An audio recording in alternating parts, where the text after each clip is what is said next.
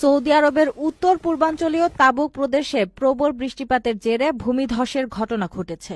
এতে এখন পর্যন্ত কোনো হতাহতের খবর না পাওয়া গেলেও ক্ষতিগ্রস্ত এলাকার সড়কগুলোতে যান চলাচল বন্ধ করে দিয়েছে জরুরি সেবাদানকারী সংস্থা।